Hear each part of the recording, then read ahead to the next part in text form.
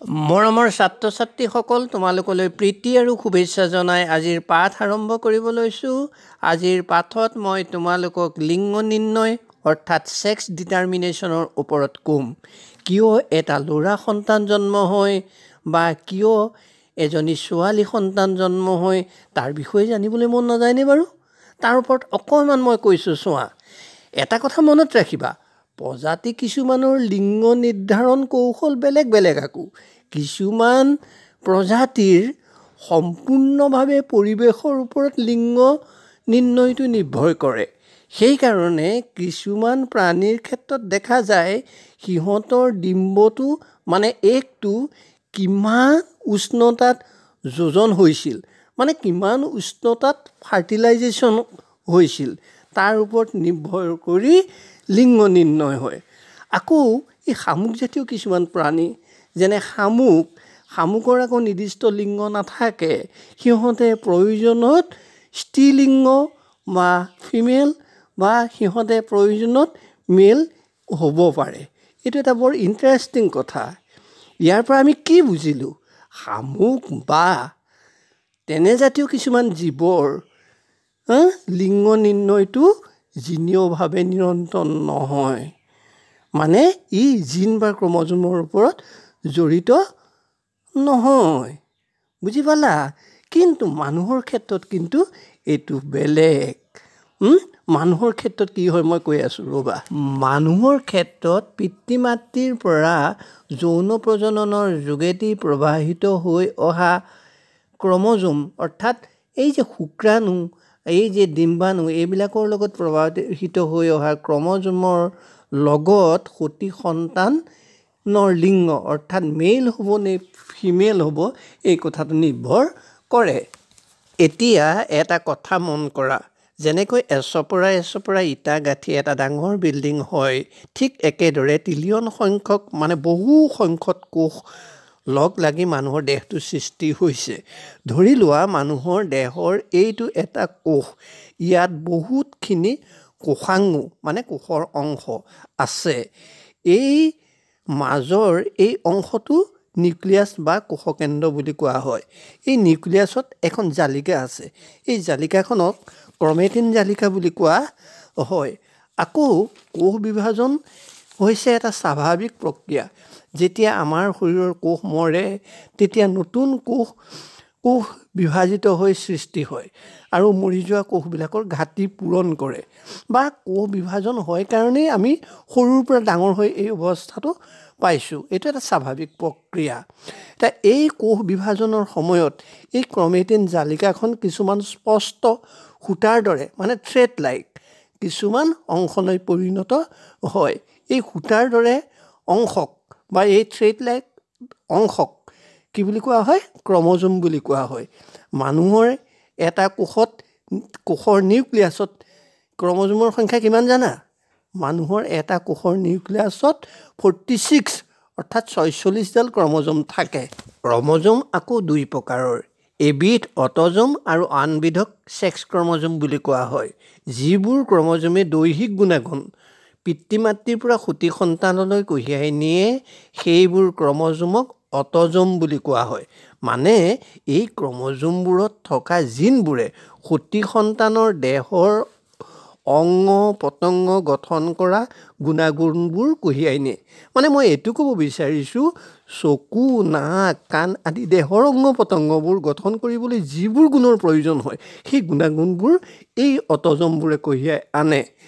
ঠিক একেদৰে যিবোৰ ক্ৰমজমে যৌন গুণাগুণ যেনে যৌনাংগৰ গঠন, যৌনাংগৰ লগত জড়িত আন গুণাগুণসমূহ কঢ়িয়াই লৈ যায় সেই ক্ৰমজমবোৰক ছেক্স ক্ৰমজম বুলি কোৱা হয়।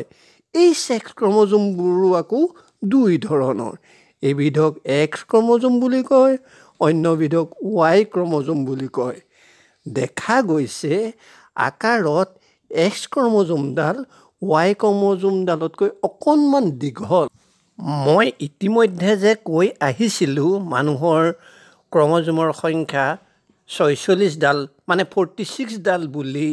এতিয়া সেই কথাটোকে মন কৰা, এই 46ডাল ক্ৰমজমৰ 44ডাল অট'জম আৰু বাকী দুডাল ছেক্স ক্ৰম'জম থাকে মানে 44 autosome plus 2 sex chromosome is equal 46 chromosome আকৌ দেখা যায় পুৰুষৰ 44ডাল অট'জমৰ লগত এক্স আৰু ৱাই ছেক্স ক্ৰম'জম যুক্ত হৈ থাকে অৰ্থাৎ 44 autosome plus X Y sex chromosome is equal পুৰুষ ঠিক একেদৰে স্ত্ৰীৰ 44ডাল অট'জম আৰু এক্স এক্স ছেক্স ক্ৰম'জম থাকে মানে 44 autosome plus X X sex chromosome is equal to স্ত্ৰী মানে মাইকী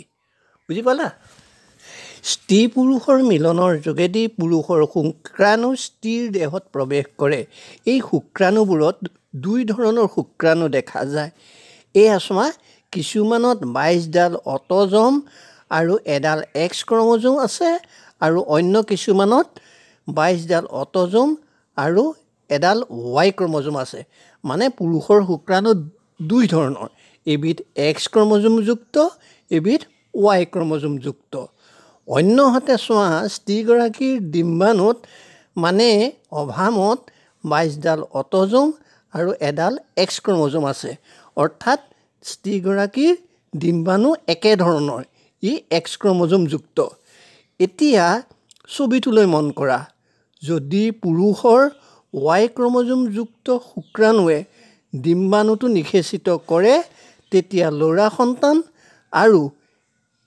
এক্স ক্ৰম'জমযুক্ত শুক্ৰাণুৱে ডিম্বাণুটো নিষেচিত কৰে তেতিয়া কন্যা সন্তান হয় মানে 22 অট'জম প্লাছ এক্স ক্ৰম'জমযুক্ত শুক্ৰাণু প্লাছ 22 অট'জম প্লাছ এক্স ক্ৰম'জমযুক্ত ডিম্বাণু সমান ছোৱালী সন্তান আকৌ 22 অট'জম প্লাছ ৱাই ক্ৰম'জমযুক্ত শুক্ৰাণু প্লাছ 22 অট'জম প্লাছ এক্স ক্ৰম'জমযুক্ত ডিম্বাণু সমান ল'ৰা সন্তান এতিয়া দেখা গ'ল 22 প্লাছ 22 টোটেল 44 অট'জম হ'ল আৰু এই এক্স বা এক্স ৱাই দুডাল ছেক্স ক্ৰম'জম হ'ল এই টোটেল 46 ক্ৰম'জম হ'ল এনেদৰেই ল'ৰা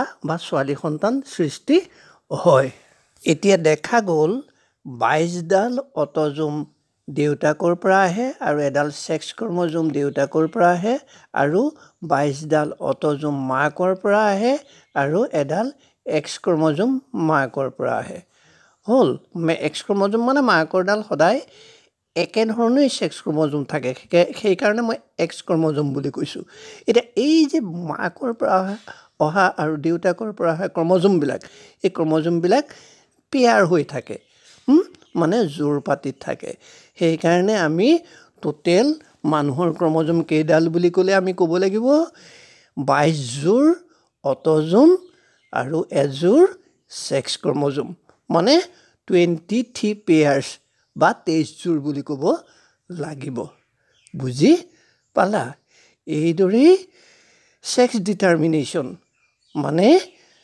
ল'ৰা বা ছোৱালী সন্তান কেনেদৰে সৃষ্টি হয় সেইখিনি বিষয়ে ক'ব পৰা যায় এইখিনিতে আৰু এটা কথা যিহেতু অট'জমখিনি একেই গতিকে আমি ক'ব পাৰিম সংক্ষিপ্তকৈ ক'ব পাৰিম মানে এক্স এক্স ছেক্স ক্ৰম'জম থাকিলে ছোৱালী সন্তান আৰু এক্স ৱাই ছেক্স ক্ৰম'জম থাকিলে ল'ৰা সন্তান হয় বুলি আমি ক'ব পাৰিম বাৰু ছাত্ৰ ছাত্ৰীসকল তোমালোকক আজি মই ইমানখিনি ছেক্স ডিটাৰমিনেশ্যন অৰ্থাৎ লিংগ নিৰ্ণয়ৰ ওপৰতে এইখিনি কথাই ক'লোঁ তোমালোকে কিতাপৰ লগত সংগতি ৰাখি পাঠটো চাবা অতি সহজে বুজি পাবা এইবোৰ বৰ ইণ্টাৰেষ্টিং পঢ়ি চাই বুজি বহুত ভাল লাগে অকণমান মনোযোগ দিবাচোন তেনেই সহজ হৈ পৰিব বিজ্ঞান হ'ব আজিলৈ আহোঁ ধন্যবাদ